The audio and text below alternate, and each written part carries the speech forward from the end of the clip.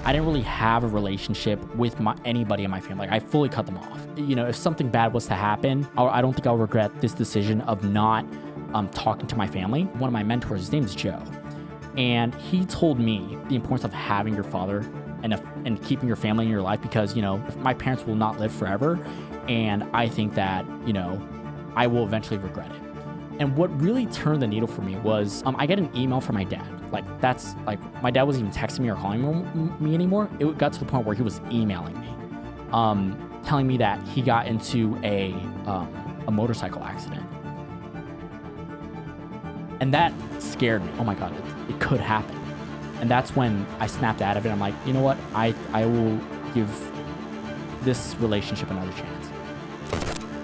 Welcome and thank you for joining us for today's episode of Disruptors, where millionaires are made. Today we have Ben Hoang back with Bolt Deals, and Ben flew in from Austin to talk about the 3 hacks you need right now to earn $300,000 a month or more. Guys, I'm on a mission to create millionaires. The information on this show alone is enough to help you become a millionaire in the next 5 to 7 years. If you will take consistent action, you will become one. If you're already a millionaire, we want to recognize you here, so please scan that QR code to let us know. We may even feature you here on this show. Before we jump in, if you're here to learn how real entrepreneurs are building real empires, make sure you hit that subscribe button, because every week we're dropping lessons that can create your first or your next million. And right now, you got 100,000, 250, maybe even more just sitting in your CRM. Resurrect all your old and dead leads with the objection-proof AI calling agent. Text CASH to the phone number 33777 now to unlock the money that's just sitting in your CRM. You ready? Yep. All right. So a lot has changed.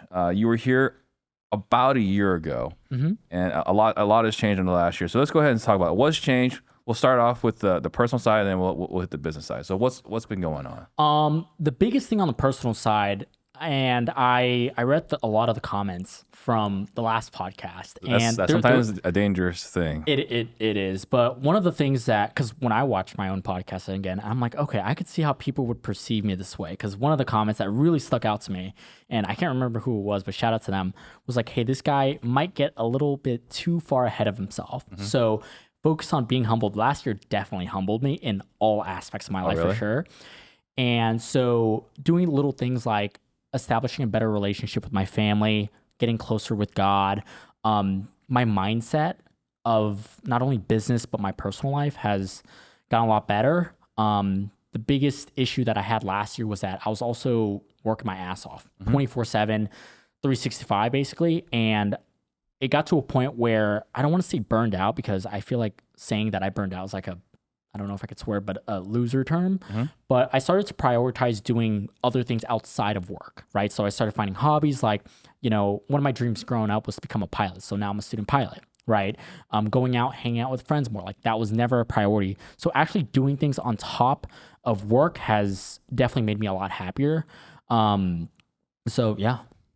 It's actually kind of funny because I had you on the show, and you know, once it went live, there's a marketer I know. I don't know if you've met him since, Daniel Neef. Daniel who? Neef. So maybe not, you haven't met him. So he sends me a DM, right? It's like, hey, like, I know that kid. He's in my apartment complex. I was like, yeah, that's right. You are both in Austin. So, but anyway. Really? So it was like, yeah, it's cool to see that kid. Like, you know, we bump into each other in the elevator every once in a while. So it's cool to see him on your show. We're in a different marketing mastermind together. So you talk about, the first thing I want to hit on is that people are commenting and they kind of like ate at you a little bit. So I want to touch on that. Okay. Because it's one of those things that can really be dangerous. It's like, I wouldn't even say it's a double-edged sword. Like, I think it's just, it can be dangerous. Like, you want to receive feedback, you want to grow, you want to learn, right? And you have to have humility. But at the same time, like, you can also take that information and like, not spiral, but like go in a different direction than what you had originally intended. I understand. Yeah. So what are your thoughts on that? So I agree. But the biggest reason it bit at me is because I knew it was right. Got it. So in the raw version, as from what I remember, is that he said this kid is basically too arrogant. That's probably not what he said, but that's how I perceived it. I'm like, I remember which point in the podcast he's talking about. It was the part with me talking about my teachers and my family. So I remember, I was like, yeah, he's absolutely right about that. And I've realized how that part of me, that trait that I have of being somewhat arrogant or not being humble has been in other aspects of my life. So like that's one big thing that I took as feedback. I understand what you're saying when it comes to spiraling it out of control. But for me, the reason why it bit me was that I knew he was right. Yeah. Where else has that impacted you in the past? Not being humble and arrogant. I have a lesson that I wrote down for myself last year and one of that is don't burn bridges that don't need to be burned, right? There are some times where I've had a business partnership, let's say, just went wrong, and I would just tarnish the entire relationship, and I would go out of my way to just, because there's a way to where you can just leave it there and just move on from it. But the mistake I did was just try and tarnish that relationship and ensure that I would never do business with them again, because I believe that, people are able to change, and maybe one day in the future he could come back. But the mistake that I made was that I just totally tarnished it. Now, for this specific case, I look at that person and I'm like, cool. He's still not in the best spot, so I don't think I would do business with him. So that's the biggest thing. Okay, so now I have to ask, how did you burn that bridge? I should probably give context. So this person was a pretty big influencer in Texas. I'll say that because if I tell you the city, you probably know exactly who it is. And I'm not going to say he hasn't helped me out when it comes to scaling my business. Like, he's given me referrals, he's given me partnerships. And it got to a point where the clients he was referring to me were doing so well that he became a client as well. But the mistake with that is that I didn't charge him. And as a result, he would over leverage me and I don't want to say my kindness, but like our resources for him and his business. And then it got to a point where I was like, hey, I actually want to charge this guy because he's making a lot of money off of me. That's when things started spiraling downwards. We shut off his campaign, his marketing. So his entire team had 0 leads because we were his only source of marketing at the time. And it just spiraled down from there. I'm like, hey man, we're never ever going to work with you again. And that's the turn off the marketing isn't turn off the PPC, or were you also funding his marketing? The PPC, he was funding the marketing. I don't fund the marketing. I mean, it seems like that'd be something really simple for him to resolve. But you're saying you just like, I'm not going to work your leads at all, or I'm not going to work your campaign at all. Correct. Yep. Got it. And you're saying that tarnished the relationship. Yep. Got it. Did you give him an opportunity to fund it, or were you just like... I asked him. He's one of those guys where he's like, hey, we'll give you these lead lists. He was trying to, what is it like? I don't know if freeloading is the right term, but he was like, hey, we'll give you bartering? this. Huh? Was he trying to barter? Yeah, bartering is the right term. He was like, I'll give you this list. You can do this. I'll give you this and that. And I was like, I just don't need any of that. I want to get paid. Yeah. So gotcha. Yeah. And then so you're saying like spending more time with friends and family, which is a very different direction we're talking about this show, because this show, we almost never talk about friends and family. Yeah. Right? Or faith. We generally talk about like business tactics and strategies and so on. Yeah. So then I guess what were like, how was that, how did that help you? Like getting closer to friends and family. So I'll start with my family because that's the easiest one off the top of my head.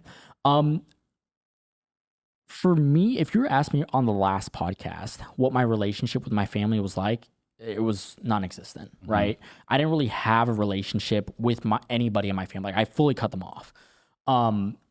But I would speak with one of my mentors. His name's Joe. And he told me the importance of, and it's crazy to sound, but the importance of having your father and keeping your family in your life, because, he doesn't live, my parents will not live forever. And I think that, I will eventually regret it.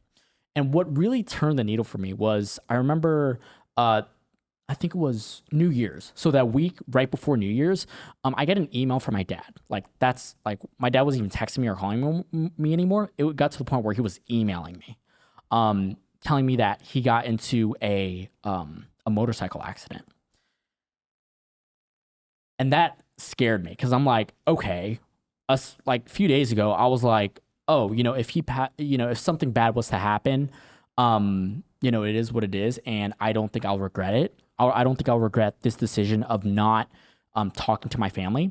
And then this happened. And it was almost like, oh my God, it could happen. And that's when I snapped out of it. I'm like, you know what? I will give this relationship another chance. And I do not regret it at all. Okay. Yeah. When it comes to my friends, I was never, growing up, I was a social person, but when business started taking off, I didn't really care about the social aspect much. But something that's so simple that I realize is that when I hang out with people that I genuinely want to hang out with, in other words, people that talk about business, that care about basically surrounding myself with better people, I genuinely enjoy it. So it's added a lot of it. To me, it's almost like a mastermind, because I have some of my friends in Austin where I can talk with them and I get nuggets out of them that help me get better in other aspects of my business, my personal life, investments, things like that. So now I prioritize that a lot more. So like this podcast was say like Wednesday, I fly back to Austin on Friday, and then me and my friends, we're going straight to Colombia, right? To have a boys trip basically. Got it. So little things like that is what I've come to realize going into this year, because last year I got to the end of the year and I was like, I'm not really proud of the things that I've accomplished this year. Like, cool, business made money, whatever. I live in a nice place, but like, that's it. Like, I didn't really, what I would consider live life. I didn't really travel that much. I didn't really hang out with friends that much. And that's the biggest thing that I went into this year focused on changing. Yeah. I mean, the questions I have for me, for myself, is that how much is this because this is what you want, and how much of this is because like you felt like you have to do. Okay. Right? Because there's like there's living the life that you want. Because like, you know, the feeling I got in our conversation last time was like you're very, very intentional. Right? Like here is what I want to do, and then you do it. Yeah. Which is like your choice. Yeah. Right. So again, the question goes back to like, well, how much of this is like you're doing what you want to do, and how much is like, I feel like I have to do this. Great question. So if we were to talk about the friend side, I want to hang out with my friends. Like I have seen, I see and I get value out of it, and I genuinely want to do that and more. The thing with the family part, in the beginning, it was like I felt like I have to have a relationship with my father. And then transition to like, okay, maybe I should continue to build this relationship with my father, because now I'm taking him on like little experiences. Like he'll come to my apartment, he'll drive from Houston to Austin, and I'll take him to a flight lesson with me, and it's like really cool, right? So like little things like that. We'll go look at the penthouses in my apartment, and obviously he's never seen anything like it. So like that in itself is like a really cool experience, and I'm like, okay, well maybe all this like hard work and things that I've worked for is now worth it, because now he can see like what I've accomplished, if that makes sense. That makes sense. So, and what about business side? I mean, so we talk about the personal. Oh my God, so much has changed in the business. We restructured so much. So on the front end, I think last time we were talking, I had a full-on sales team. The mistake about that is that salespeople have commission breath, as you know. So the constraint we ran into is that we were bringing on customers that truly should not be customers. And that's a very bad spiral, right? Because when you bring on the wrong customers, client success becomes a pain and bad things happen. So I focused and I started stepping back into taking appointments and building real partnerships with our clients, because I found out that a lot of them will come through our YouTube or our social media or even this podcast, for example, and they would want to work directly with me. Right. So I'm like, okay, well, I will be the one that not only works with them on the front end, but I'll work with them on the back end as well. And what happens out of that is that whenever a client does get a result, I get them on the podcast. And because I have that rapport in the relationship, we're able to create great podcasts, great testimonials, great ads from it.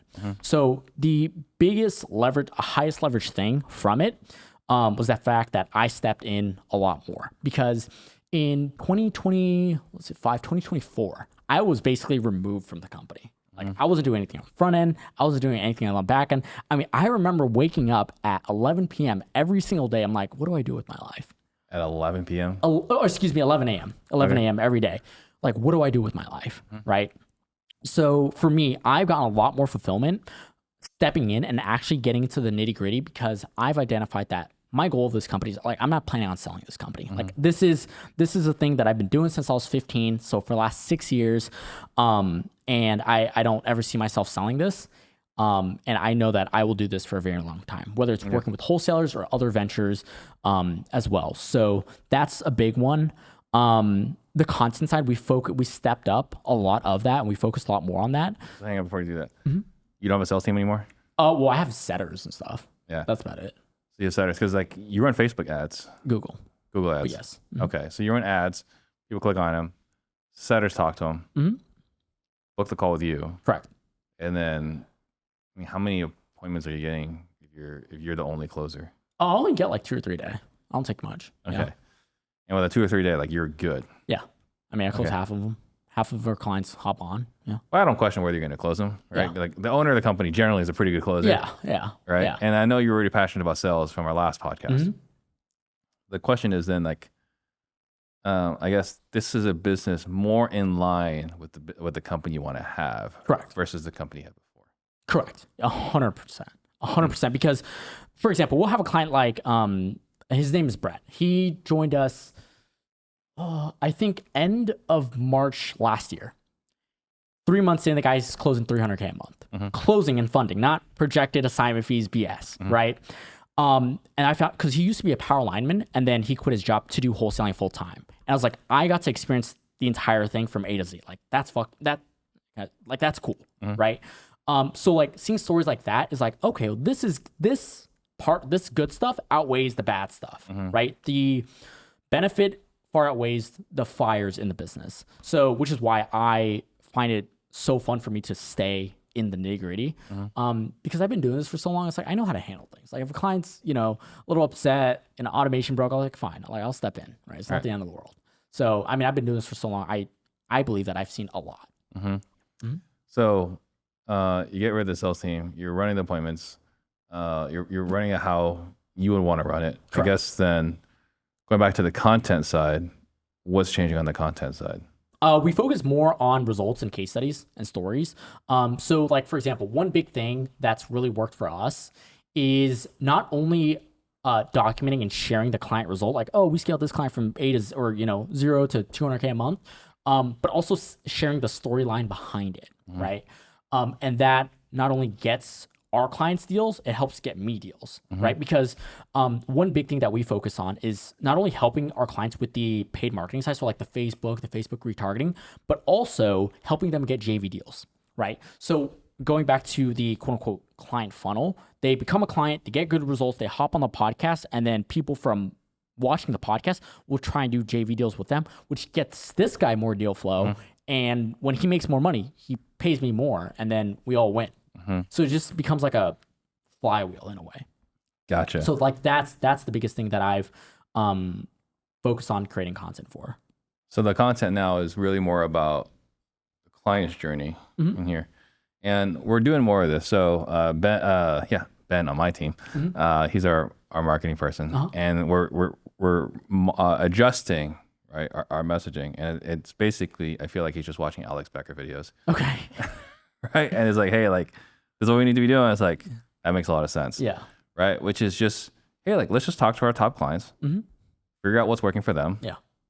talk about it, right? Highlight them, and then more will follow because the client is going to have more success. Yeah. We get to celebrate their success, Yeah. which raises their status level, 100%. so they're happy. And then B, as we're talking, people are like, oh man, like that success that they're having, I want to have it too. Exactly. So it's like speaking to that avatar. I mean, whenever for you, like you're selling AI softwares to wholesalers, which is your primary audience. For us, we do marketing services for wholesalers. But I mean, the message of like, hey, if you're an established wholesaler trying to scale, like you need inbound leads, like that used to crush. Like 3 years ago, that was like the thing, right? But now what I've noticed when it comes to marketing and what's worked for us is going specific, like even deeper, because there's like specific data points on the type of client you want. So for us, what we did is we surveyed all of our clients and we sorted by like top spender and who stayed with us the longest. From there, I'm like, cool, what are the pillars from this guy that we can use in our marketing to target more of these people? For example, one of the data points can be like a virtual wholesaler that's targeting 3 to 5 states, right? Another one could be if you have an acquisitions team with if you have more than 2 acquisition managers on your team. Another one is like, hey, if you have a $10,000 per month marketing budget. So little things like that, because not only do we do that on the B2B side, we do that on the B2C side, right? So business to consumer side for our clients.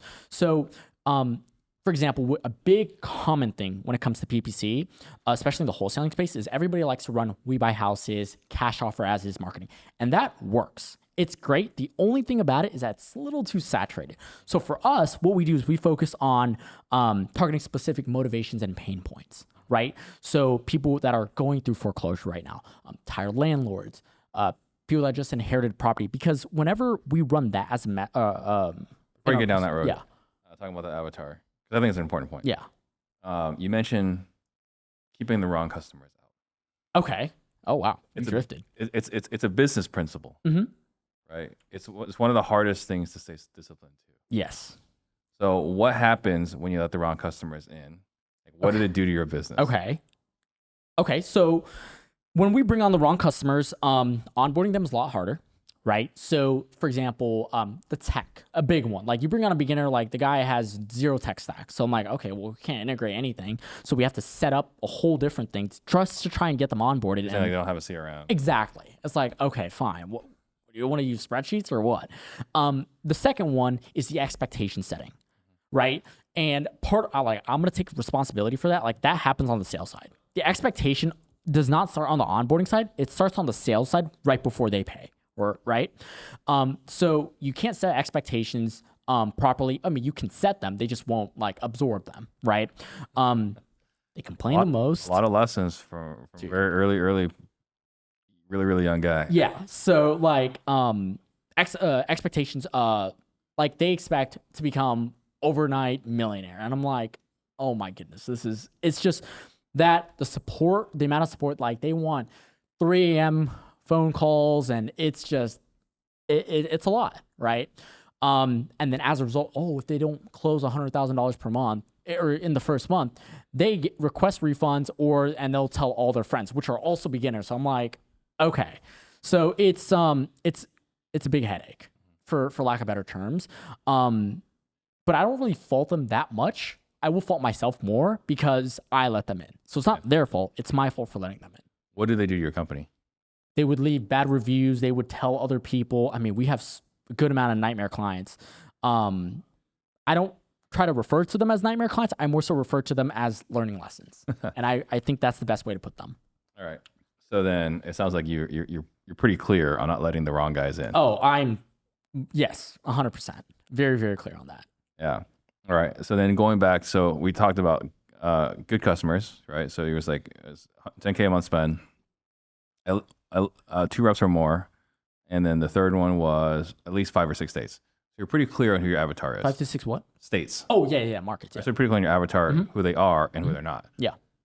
And you brought the same mindset to the house buying side. So we buy houses and so on. Okay. Saturated. So how are you describing what the good customers are? You're talking about sellers? You were talking like the foreclosures and this and that. Yeah. So like we know like for on the B2C side is what you're referring to. We like to target people that are going through that specific pain point because they're more likely to operate with urgency, right? Less retail shoppers, ideally deeper discounts. That way we can get bigger assignment fees. That as a result helps our client lower lead to contract rates, faster deals, faster payback period, whatever you want to call it. So that for me is the biggest, not even only selling point, but impact when it comes to client results. Yeah. How are you identifying them? How am I identifying people in foreclosure? Oh, great question. So long tail keywords. When I say that, because like you're doing PPC, right? So it's not like you're pulling a list. Yeah, and then script. Yeah. So the biggest thing, it breaks down to a few things. So the first one is the actual keyword itself. So we run like stop foreclosure in Dallas, Texas, right? So that's the keyword that ideally we want to add, and we run phrase match and exact match. And then when it comes to the actual ad itself, we would add that message in the ad itself. So whenever somebody searches it up, they click on that ad, and then on the landing page, it would say stop foreclosure in Dallas, Texas. So the entire point of the ad is to sell that click, and the entire point of the landing page is to convert that click into a lead. And then whenever they or the acquisition manager calls that lead, there's alignment and ideally a higher close rate. Right. So what you're talking about is the consistency, right? Like the things we talked about in the past or different episodes in the past was breadcrumbs. Okay. Right. So the idea is like, hey, like, like the color, and you're doing Google, it's not the same, but like on a Facebook ad, right? Like the colors on your Facebook ad should be the same as the colors on your landing page. Yeah. Right. So like, branding there's got to be consistency from like the first message all the way to the last message, all the way to maybe even like, when your sales guys talk to them. Yeah. Right. Is that enough to make like a big difference? Because it feels like that should be like not necessarily elementary, but not necessarily the most complex either. Okay. Like it feels like everyone, if they're not doing it, should be doing it right now. Yeah, 100%. Yeah, like the Facebook stuff, the colors, I'm sure it matters. I don't focus much on Facebook. We do a little bit of like retargeting on it. In my personal opinion, because I see so many other agencies out there that are like, oh, Facebook and YouTube are better than PPC, and I'm just like if we just think about it for That's a pretty bold claim. It is. It is an incredibly bold claim. Because if we think about it, it's like a seller's going through a pain point. They're not going to sit on Facebook or YouTube and wait for an ad to pop up. It's like if your plumbing breaks, right? Are you going to sit on Facebook and scroll until you see a plumbing ad? No, you're going to go on Google and find a plumber near you, and you're going to click on it and call them. Right. And you're more likely to pay them a little bit more for the convenience. So it's just like that claim of Facebook, which is Facebook and YouTube, which are disruptive-based marketing platforms, is better than an intent-based marketing platform, is just complete, it's BS, right? So elaborate on that, because not everyone understands the difference between intention-based and disruptive marketing. Yeah. So disruptive marketing is exactly what it sounds like. It disrupts the flow of what you're doing to ideally capture your attention, right? So on Facebook, as a perfect example, you're scrolling on Facebook. The thing is like you scroll 3 posts and the 4th one is typically an ad. I feel like it's the first one these days, or second one. Yeah, like even that. So you're scrolling, you see an ad, and then pops up. Hopefully it's bold, catches your attention, and maybe if that applies to you, it resonates to you, then you'll click, right? And then on Google, the reason why it's more expensive and the lead quality is a lot higher is because you're going out of your way to open up your computer, open up Google, type in the keyword, click enter, look and scan the ads, click on it, and then fill in a form. So it's like the psychology behind the psychology behind a lead that comes in through Google is going to be way higher and more intentional as opposed to an impulse Facebook. I mean, you can sneeze on a Facebook lead form and you'll fill it out. It's like, it just makes no sense to me. Yeah. And I bring that up because like for other examples, right? Like traditionally disruptive marketing is like TV commercials. Exactly. Right. Radio ads and so on. Or even, these days, or the last few years, text messaging. Yeah. Okay. So so you talk about the business side, right? So getting rid of your sales team. So no closers anymore. Yeah. Rebranding your marketing. What else has changed on your business side? We've leaned down a lot, right? So one big, really incredible thing that I wouldn't say it's pivotal, but one change that we've made on the client success side is we used to have a client success manager and or coach to work with our clients that has been a wholesale that scaled his own company and scaling our clients' companies. We started realizing that our best clients don't really care. Like our best clients that are already doing 10, 20 deals a month, they don't need a coach, right? They typically are in some sort of mastermind and they get their coaching there, so they don't really use ours. So a part of our my discovery is that our best clients, the ones that are getting the most results, that are spending the most money, they don't use our coach. So why is he here? He's here for the lower guys. We're trying to get rid of them. And once we get rid of him, we let go of him as well. That's a big change because I remember in the last episode, it's like, oh, that's cool. Exactly. That's cool that he has a coach for his clients. Exactly. So what we did now is we realized that our clients pay us to get them results with the marketing. So we let go of that guy. And now instead of having a middleman where we're playing telephone with the client, our clients speak directly with the person, the marketer that's running their ad campaigns. And that, as a result, is shorter feedback loops. That way we can iterate and move a lot quicker. So that's another big one. And then the podcasting with clients. That JV thing has been incredible. It's crazy. I don't think I've seen anybody else do it. Okay. Yeah. And then I guess the other things too, you said, last year was very humbling. So what else was humbling? Oh my gosh.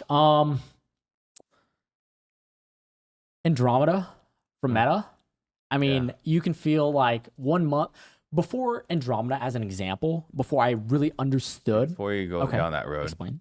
let everyone know what Andromeda is. Okay, so because like I spend a lot of money on marketing. I know what Andromeda is. Yeah. So Andromeda is so for those that don't know, a lot of our primary client acquisition source is referrals, content, or Facebook ads, right? Or paid marketing as a whole, Facebook, Google ads, right? I just summarize it into one.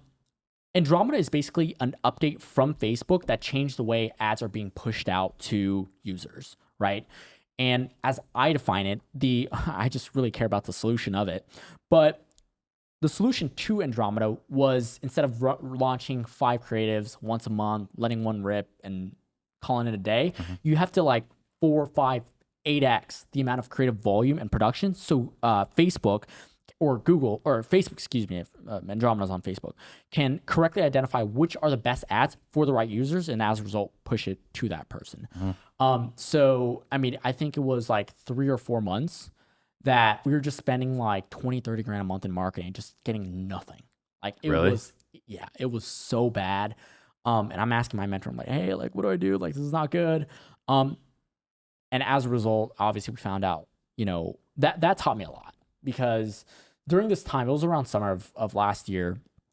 I was actually in Hawaii when these bad moments would happen. And I just questioned everything. I'm like, oh my gosh, should I like just pivot over and do something else? Like, should I just stop doing marketing? And I'm like, well, if it's a marketing issue and I'm a marketing agency, technically I should solve it, right? Because that wouldn't make any sense. But yeah, it's a lot of aspects like relationships, right? I learned a lot about relationships, and I'm so happy that I learned about relationships young in my life than, you know, married, kids, etc. Right. So things like that, yeah. So then what did you figure out with Andromeda? The answer to it is more and better creatives. So me and my creative director, Aaron, we have a saying where it's max effort, right? And I can't remember I think he just said it one day, but our solution for Andromeda is more better creatives. Like, we know that the creatives that work best are testimonial creatives, right? Client results, testimonials, results, numbers always perform the best, because from my experience and our campaigns, the marketing campaigns of like you know, hey, if you're established, we'll help guarantee you deals, whatever the case is. It doesn't work, because a lot of marketing agencies burned up the market. Like, everyone and their mom has worked with at least 2 different marketing agencies. So that like trust level is just so low. So the only gone. It's not low. It's gone. It's gone. Yeah, exactly. So what we find that works best is people that have results, and we market those results. In addition to that, something I want to add to that is that the type of testimonial that we have and we put out there attracts a very similar client. Like, for example, we have a middle-aged white guy that's, you know, he starts doing 5 deals a month and he's doing 20 deals a month now. We typically bring in a client that's very similar to that, right? So that's a big thing that we focus a lot on. So if you like pull up our ads library and you look at our marketing, it's literally just testimonials. And maybe we'll have one where it's like us reacting to a testimonial to like explain what he said deeper, or like green screens where it's like, oh, we have a like a client result or a client deal board, and I will like react to it or something. So testimonials for us work amazing. Gotcha.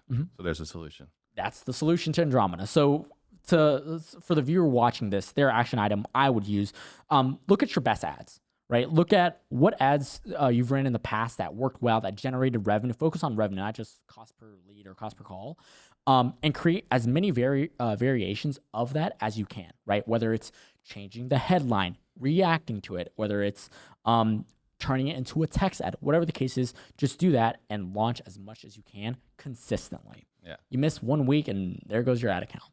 And so that makes a lot of sense for B2B, particularly in the numbers, results, and so on. Yeah. But not so much B2C. B2C, right? The biggest thing for me that has worked for our clients on the Google ad side is it's 3 pillars, right?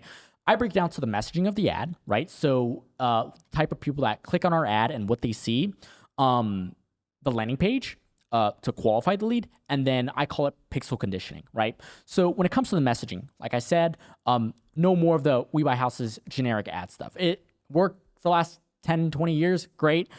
New age of marketing, I think it's not going to work anymore, right? So I like to focus and be more specific to the motivations and pain points of the seller. And then the landing page, right? There has to be correlation between, like I said, the ad and the landing page in order for the seller or B2C, the consumer, not to get, say, skeptical, because sellers are definitely not, willy and trusty, and they have skepticism as well, especially when it comes to wholesalers and investors, home buyers nowadays. So keeping alignment there. And then pixel conditioning. This is a big one. So the way it works is we take data from the client CRM and we set up an automation to send that data back to Google to train their algorithm as to what's working and what's not. So over time, the campaign, the tag manager, the Google Pixel, whatever you want to call it, it just gets better and better and better. So those are the 3 big things that I focus on for client results. All right. And so we were talking about earlier the 3 hacks, 300K. Yeah. Have we touched on it, or is there more? That's the biggest thing when it comes to the marketing side. The sales and acquisition manager side, I'm not the person to ask for help when it comes to building a sales team. I will share what I've done and what our other clients have done, but that is not my thing. My biggest thing on the marketing side is those 3 big things, because I know that if I can solve a client's marketing issue, assuming their acquisition managers can close and their dispo can actually sell, that part is solved. Pretty major assumption. Why do you say that? Assuming their closers can close and then the dispo can sell. Okay. Yeah, I agree. That's fair. That's a pretty big question mark, because like the reality is, like, we've been doing the sales training, right? Like, we've been doing it for 7 years now. We've coached, we've worked with hundreds of business owners and coached thousands of salespeople. I am surprised the resistance we get to sales training, not the clients that we do have, but the clients that don't want to buy our program. They're generally held hostage by their salespeople. What do you mean? Hey, like, here's what we do. Here's the results our clients are getting, and so on and so on. So I was like, yeah, that's cool, and I want my salespeople to get better, but I don't know if they'll jump on the calls. I don't know if they'll follow a sales process. Okay. So like, that's generally the reason why people don't buy. Is like, do you think that's a talent issue, like a hiring issue on the operator side, or is that just like where do you think that stems from? It's a fear of their salespeople, right? Like they don't have the right people, right? So they have hustlers on their team, right? And hustlers are great. So hustlers, there's a season for hustlers, okay, right? And it's when you're smaller, right? Like, hey, like, you're a closer, like, let me just go and bring you on and we'll just work together, right? And they'll close deals. Yeah. But at some point, as you grow and scale, like, you don't need hustlers, you need professionals. Yes. Right? Professionals, people that are going to call the leads, people are going to follow up, people are going to follow a sales process, right? People are going to document what they're doing, people that will do a smooth handoff to the TC and dispo team, right? Like, you need all those, but not everyone has those. Yeah.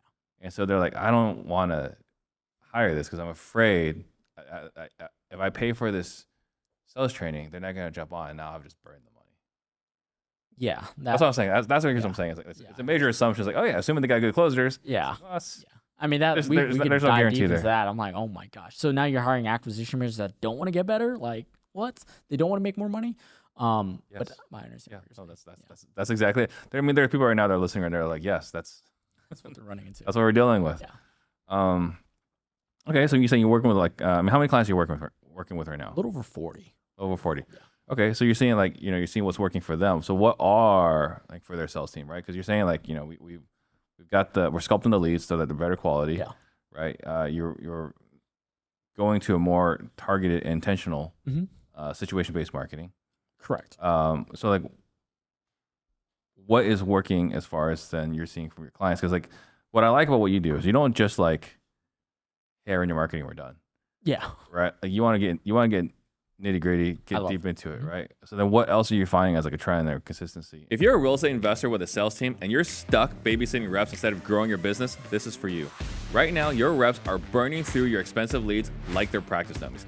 They're making costly mistakes you won't catch for weeks, and 70% of your potential revenue is walking to competitors because of inconsistent follow-up.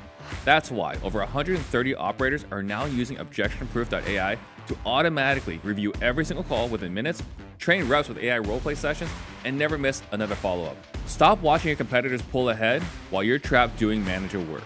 Click the link in the description and book a call with my team to see how we can help you install a self-managing sales team this week. So the second big, really important thing for me is data, right? Like whenever I speak with a wholesaler and they don't have their metrics dialed in, like they know their cost per lead, but that's what Facebook's reporting or Google's reporting, right?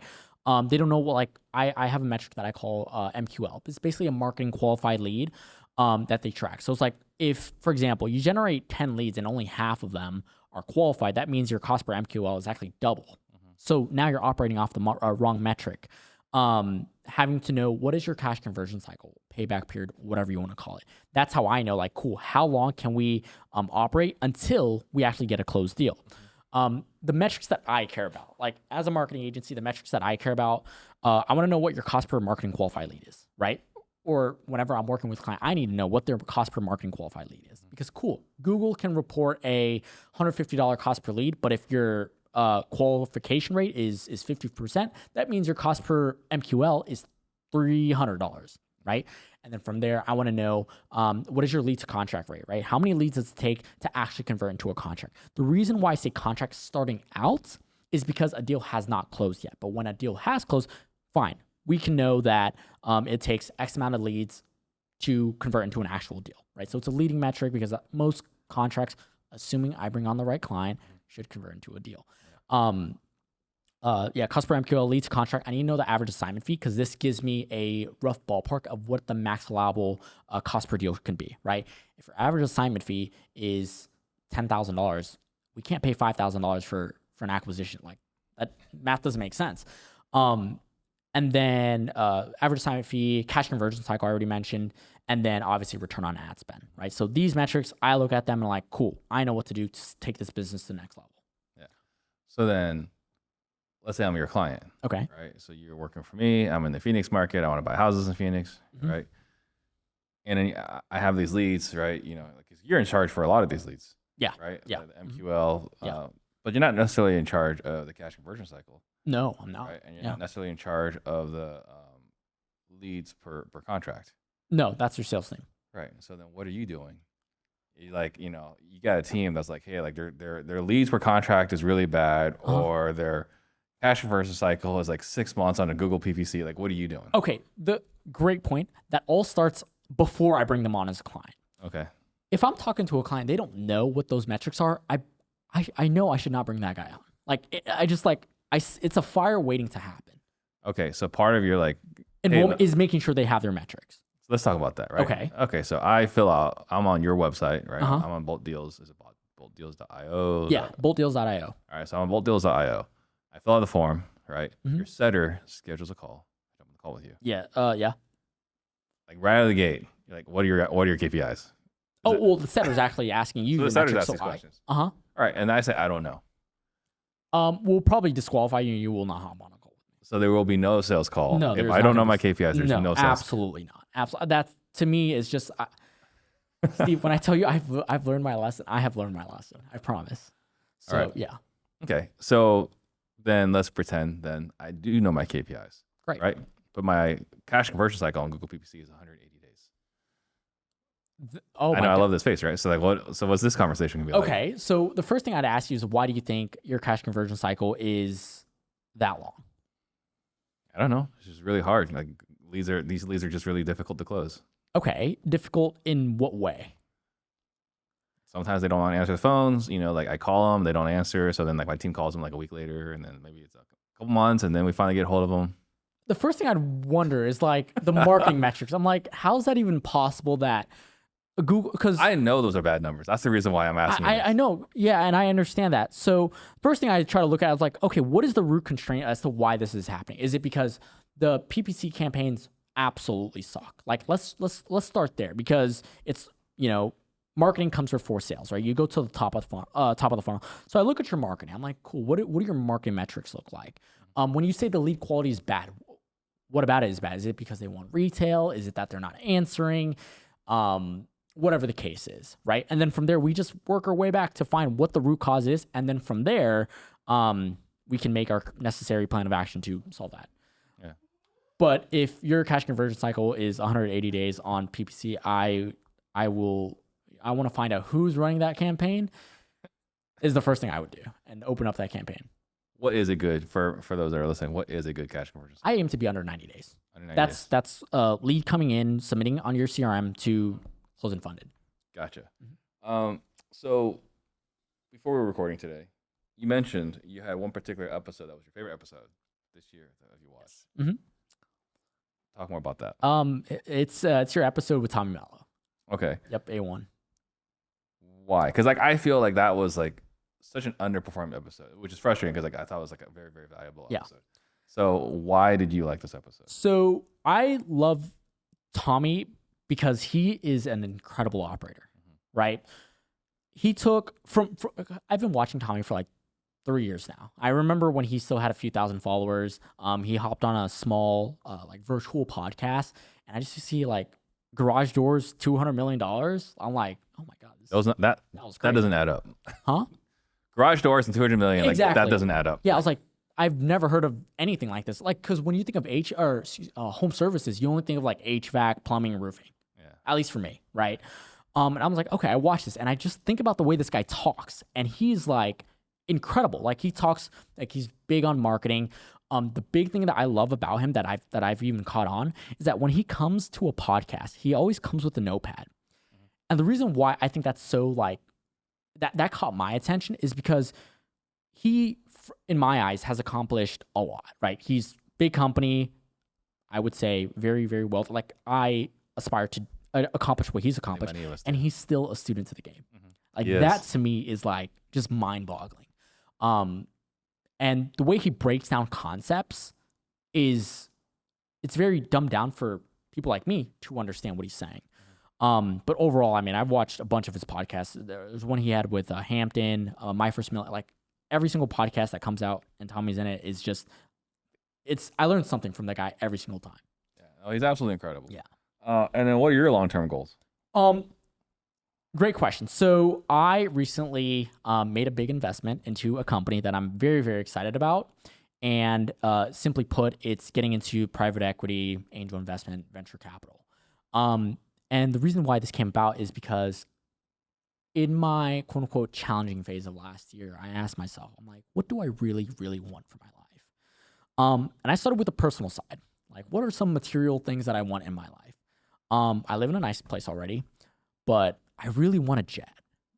You really want a jet? Like a jet, like a private jet. Okay. And people ask me, it's like, why do you need a jet? I was like, great question. To me, a jet symbolizes two things. Number one, it's freedom. I can fly from here to Austin or Austin to here in a snap of a finger. I'll give you a perfect example. Yesterday, I was at the airport from like 9 a.m. and I arrived here around like 5 p.m. That's 8 hours. I plug into my ForeFlight. It's basically Google Maps for pilots. It's a 4-hour flight. So I'm like, I wasted 4 hours being at the airport when I could just hop in the plane and fly myself. So the first thing is freedom. The second thing is I'm incredibly excited to become the person who is worthy of owning a private jet. Most people know that private jets are not cheap to operate. And for me to be able to own one, I have to be somebody that's worthy, that can actually use and justify the jet. And I'm a pilot, so it's like a race car driver without a race car. Like, it makes no sense. So going back to the point I was trying to make, I asked myself, like, what do I really want? I was like, what is going to get me to a private jet as quickly as humanly possible? My goal is to get one before I'm 25, so I have 4 years, right? All right. Can the marketing agency get there? Possibly. Do I want to scale my agency to $1 billion? Probably not. Right. It's pretty tough. It's exactly. It's very tough. It's very. I don't tough. know. I can't think of any marketing agencies outside of like New York. Yeah, like Gary Vee. I think from what I heard in a vlog that he did, they do about 500 million. Yeah. Yeah, and he has like Coca-Cola, all these big companies. I'm like, I don't know if I can. That's big. Yeah. So for me, it's getting into bigger plays. We're the big boys. I think about like what are the boys at the top doing, right? It's always some form of private equity where if they buy businesses, hold them, holding company style, or venture capital / angel investing. And I'm like, cool. Now it gives me a reason to not blow my money on dumb things, and I could just invest it, learn to be patient, and one day, hopefully, it becomes a big paycheck. Yeah. So that for me is like the biggest next thing that I'm trying to dive into. It's actually kind of funny. We had so I'm in group text. It's me, Ryan Pineda, Conley, right? And so And so Ryan just does this text just randomly at night. Like it's not active, but like it just sends it, and it's like I can't believe it's been 5 years, and it's 5 years. So like when you were here last time, I was in our Tempe office, right? Uh-huh. And we did this thing in the parking lot. It was me, Ryan, Kong, and Sam Prim, right? And it was just like, hey, like we're talking about social media, real estate, right, and like how it goes together. Yeah. Right. So that was that whole deal. It's like, man, I can't believe it's been 5 years. And he asked me like, what's the biggest lesson you learned in 5 years? Like, man, the biggest lesson I learned in 5 years is just like start a company, generate a lot of revenue, and then like exit.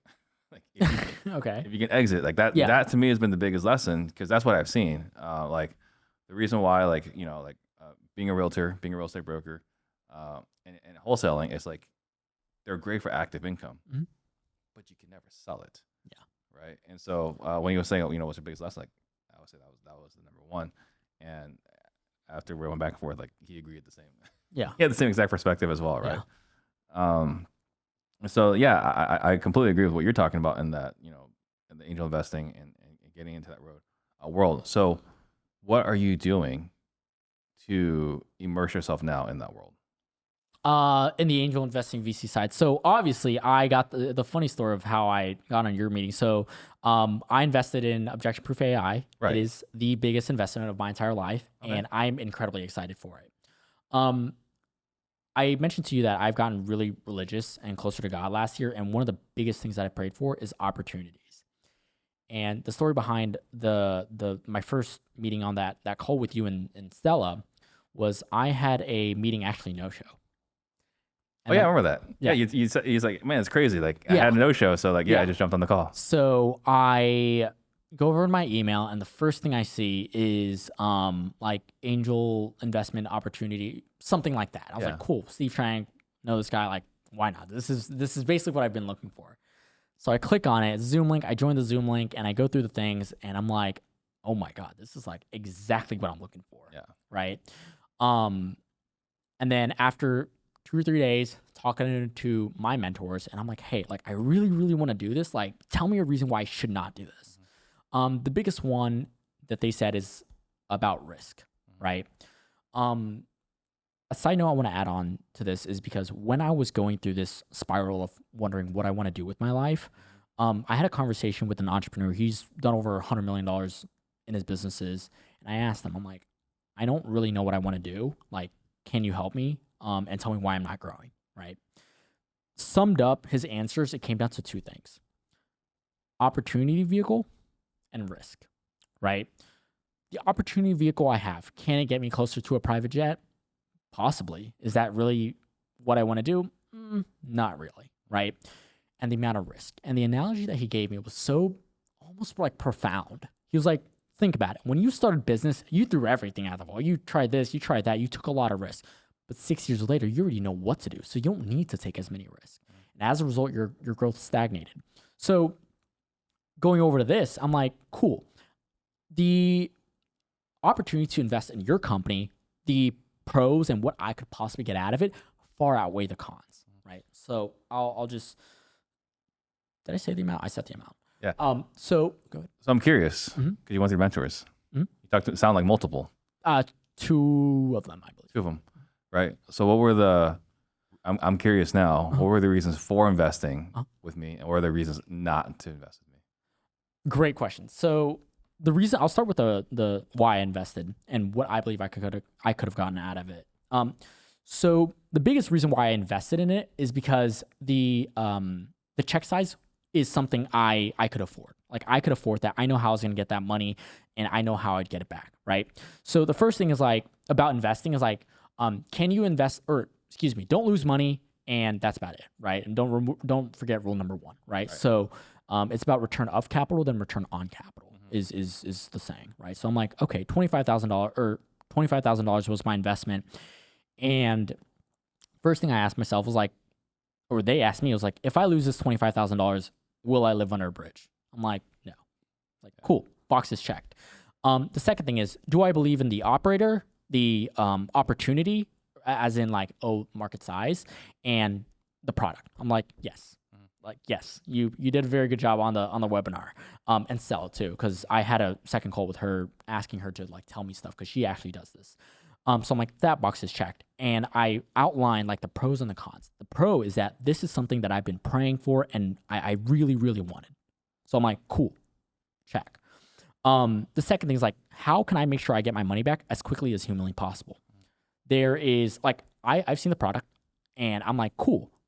What if I got my clients on this, which will get me my money back? The affiliate model, right? Yeah. We win either way. Third thing is like, cool. How can I use this without using any of my cash? And I'll explain what I mean here. I set up a whole life insurance policy when I was literally the week I turned 18, right? So like interest rates are super low. So I have a decent amount of cash value in there. Wow. And I use that money to fund this. And I'm like, cool. If I lose this $25,000 my investment, well, death benefits, subtract, I'll be fine, right?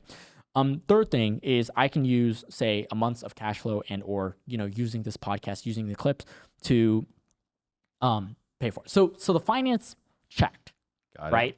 The second thing is the opportunities. Something that was really big and very important to me is that I'm nowhere near the level of like Sequoia or like these big companies, these big funds, right? So I'm like, but what I can do is document and record my way to hopefully something to that level one day, right? Yeah. And it'll justify the jet, anyways. So it's the opportunity and the people that I get to meet. So talking about making this investment, it's like a pivot into the brand because I want to be able to talk about something I'm actually doing.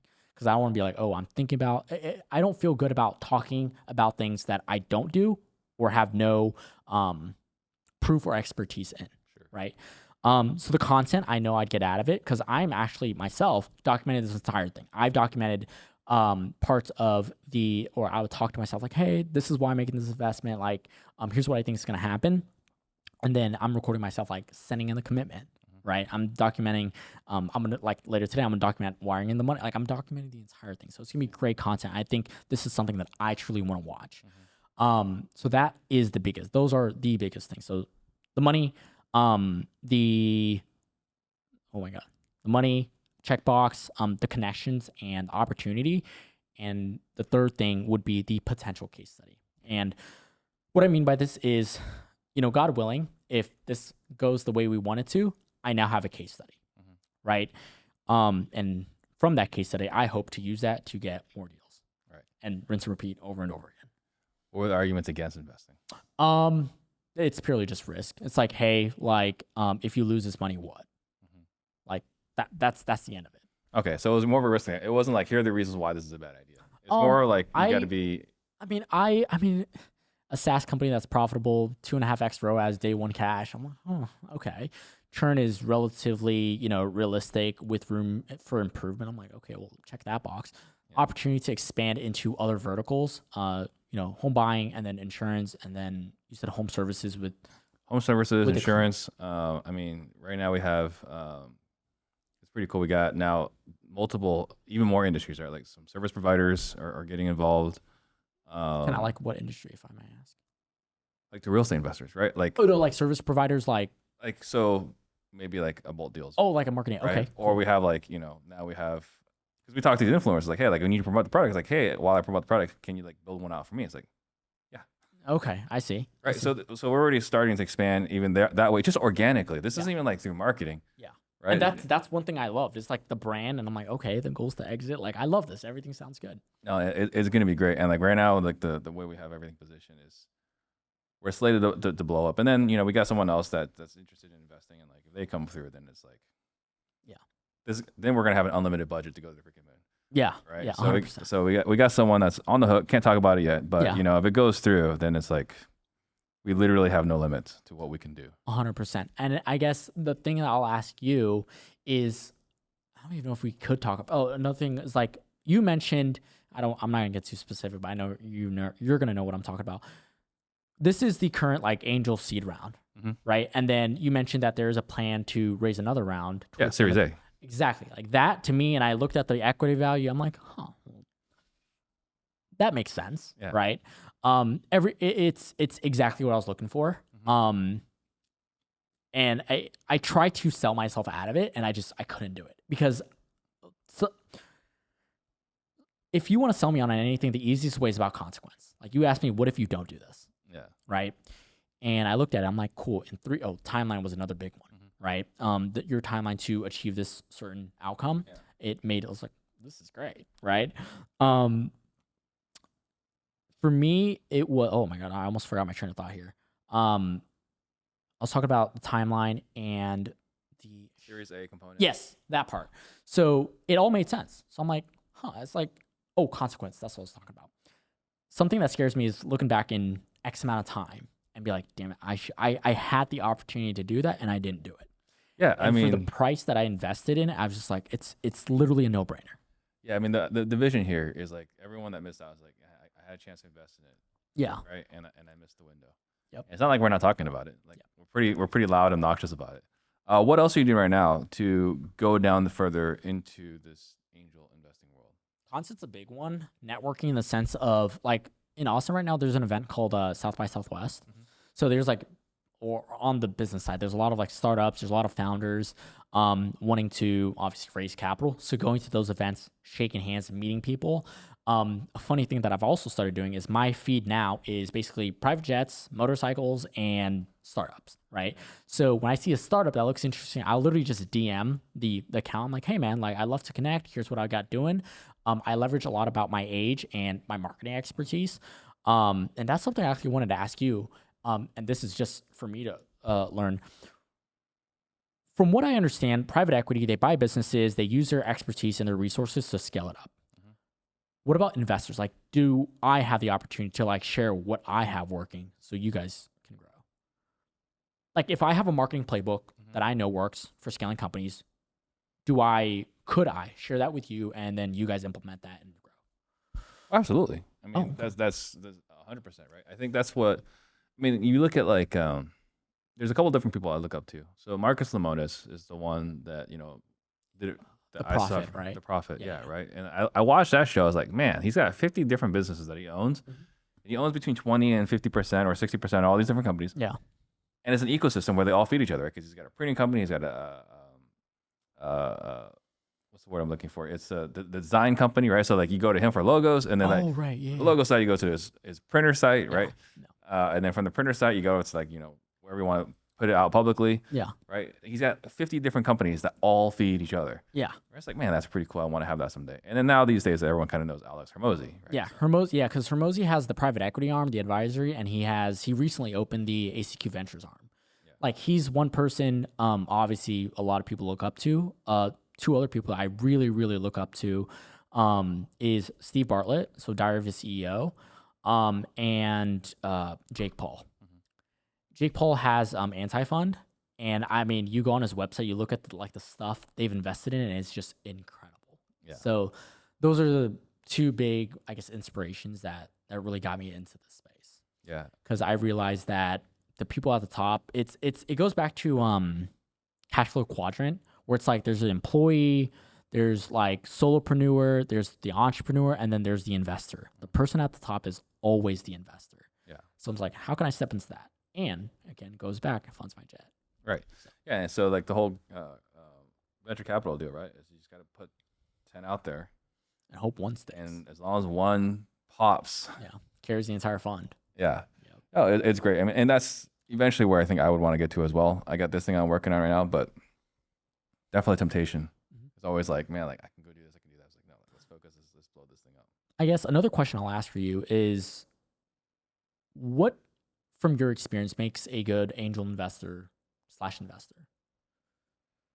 So I think, traditionally, because I'm not in Silicon Valley, right? So like, part of me, I'm envious that you're in Austin, because like I listen to the Moonshots podcast, right, as well, and All In, and these guys are all in Austin. All In is awesome, yeah. They're all they're all in Austin now, right? Because like California basically got rid of all their billionaires. Yep. And now they're in Austin. Yep. Right? It's like I'm over in Phoenix. Like, man, like what kind of deals do I have access to here? Like, there's not a lot, But like in Austin, like that's where they're all at. Like you can now potentially run into like David Freeman, David Sachs, right? Like Elon Musk. Like David Sachs, is that no, that's David Solomon. I was thinking of Golden guy. Yeah. But like all these guys are now in Austin. Yeah. So you could like potentially you have a dinner like, oh, that's that guy over there. Yeah. We don't really get that so much here. But yeah, so going back to your question about the angel investors, the things that we traditionally look for is network. Okay. Right? Like, so for example, the reason why Stella is so awesome is that she's already raised the Series A. Yeah. Right. And I got another guy I'm talking to right now who wants to jump in. It's like, tomorrow's the last day. Like, if you want to jump in, like tomorrow's literally the last day. Okay. Right. He wants to jump in. It's like, okay, cool. And like, he's been involved in a real estate tech fund. So I was like, okay, like, yeah, I mean, if you're in, then you can open all the doors. Right. So the angel investor is like, who's the guy that can get me to Series A? And the Series A, who's the one that can get me to Series B? And the Series B, who's the one that can get me public? I see. Okay. So it's purely That's why I like just network. Sequoia, right? Like you don't go to Sequoia until you're like B, right? Like you don't go to Sequoia as a seed fund. Interesting. Okay. Yeah. So those are that's what I'm stuff I'm learning about. Okay. And then the relationship wise, because my perception, I was like, cool, I invest in this company and I want them to grow. I want to do whatever it takes to make this company grow. For you, what do you think that investor/operator part relationship looks like? I think that I mean, for me personally, it's going to be sending updates and like here's what's going on, and then like when you see things like, hey, like you should consider this, right? Here's what I'm seeing. Okay. Right. Because I have that like so. Stephanie Betters, right, was one of the earliest advisors, right? She's got left main, and she's like, hey, like, because she knows like I want to be big in Salesforce, so she's like, hey, here's what's going on with Salesforce. Here's something you should pay attention to Salesforce, right? Okay. Because that's the world she's in. So like everyone's got like whatever their niche is in. It's like, hey, you should pay attention to this, so that I have a better lay of the land. I see. Right. Okay. Because my focus these days is basically all AI, right? Like Ian's in charge of like building out the sales area, but I am all day, every day inside of like Claude or building out our phone systems or this like this just is very, very technical. I see. What I'm operating in, and like helping the rest of my company get really deep in AI. Like everyone in our company now either has a Claude account or is going to. Okay. That's kind of where we're at. I see. And I actually built out an AI assistant for everyone in our company as well. Wow. So this is kind of like where my head's at because like everyone's got to be 3 to 10x more productive. And what we're seeing here is like if you don't want to engage in AI, that's fine. Yeah. But our first core value is growth mindset. So if you don't want to engage in AI, that's fine. You just no longer get to be at this company. I see. That makes a lot of sense. So yeah, I think so. For me, I got my head down. I'm all in AI and I'm making everyone in our company use AI. Now that brings me to another thing. Team. That's you asked me because now they're slowly trickling in. Like another big reason I invested was the team aspect. You and your brother and there was another guy. Ian. I think 3 engineers me, Ian, or something. and well, Patrick's the other engineer. So Yeah. Like that to me, I was like, okay, well, good. They're not just GPT wrappers and call it a day. No. Like we're pretty close. Patrick shared an update with me on Monday, so a couple days ago. Like we're pretty close to getting getting an LLM That part that was we can very start good. working with, and then that changes the dynamic because now because everyone else is building on top of GPT or this or that and whatever. It's like no, we're gonna have our own deal. Yeah. That's proprietary that other people will pay us for. Yep. That makes a lot of sense. And then we talk about like I remember one of the questions me or somebody else asked you was like competitive moat. So like, cool. What's the difference between this product and competitors, right? And you mentioned that LLM thing. I'm like, cool. Not a GPT. And we're not just built on top of we're not doing what everyone else is doing. That's good. Yep. We're building our own thing, and it's fortunate, right? And I've said this before. Like I'm incredibly grateful that I have an engineering background. Yeah. And then I was able to recruit my brother away from Intel.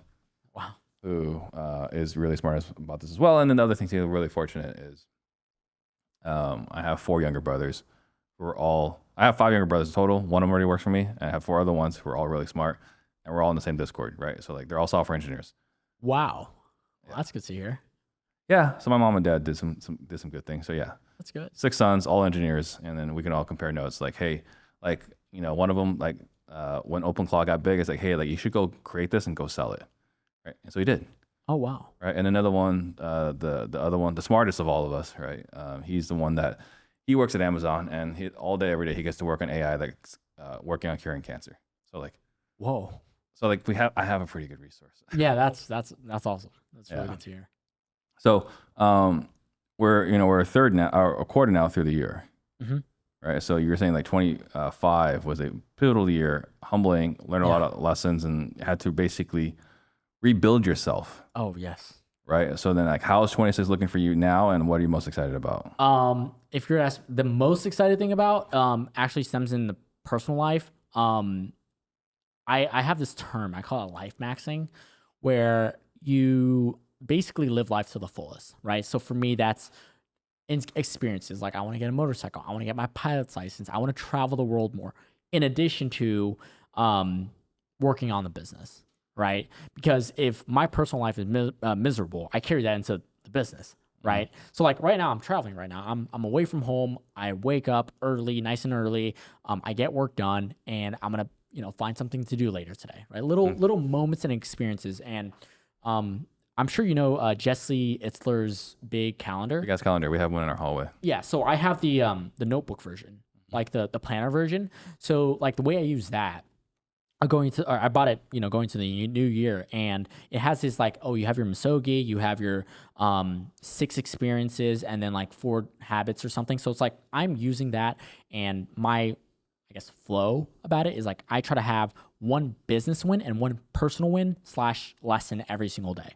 So at the end of the night before I go to bed, it keeps me accountable to make sure that like, cool, today I wasted today, I'll write that down. I'll put a red calendar on it, or a red like sticky on it, and I'll make sure that like tomorrow I actually do something. So just taking it day by day and living life to the absolute Literally fullest. living day by day. Yep. Okay, so we were talking about like private jet, investing in companies. So have you found any other companies you're investigating right now? I had a client approach me about investing in this title company. Only thing is I don't really know much about title companies. Yeah. So I'm exploring that right now. And then I had one of my close friends in Austin. He has a community, like a Christian community in Austin. It's called B-Stud. And like their plan is to create events and run conferences with big Christian artists, things like that. So he's brought that up to me. He shared the vision, but little things here and there, nothing like, oh, here's. Yeah, but neither of those sound like something that will get you closer to a jet. Exactly. Yeah. So what are you doing to purely the networking with people in South by Southwest? Yeah, I think that's the biggest opportunity. Like I said, like I'm envious of we have meetups here. I should go to them. So a big thing that I've thought about, I think it was last week, Austin is filled with, like you said, venture capitalists, private equity people. And I have a close friend who used to work at a venture capital firm, and he's a young guy like me. I asked him, I was like, hey man, like how can I get in touch with these people? Like they're actually easier than you think. Cold email them and get them on the podcast. So the plan for me is to connect with venture capitalists, angel investors in Austin, get them on podcast, learn from them, and build that relationship with them. And I think I got inspired. There's little birdie told me that that's how some of these other big podcasters that also do venture capital, like they have the podcast to build a relationship to invest in people. I was like, that's freaking genius. Yeah, I'll steal that idea for sure. That's what my plan is on that side as well. All right. So again, we're a quarter through the year now. Like, what are you most excited about for 26? The big thing is just living life. Yeah. But if you were asked the business, I know the business this year is going to be incredibly stable, right? Because I take all the lessons from the last 5 years and I apply it into this year, and I know exactly how I want to operate the company. I know exactly how many clients I want to have.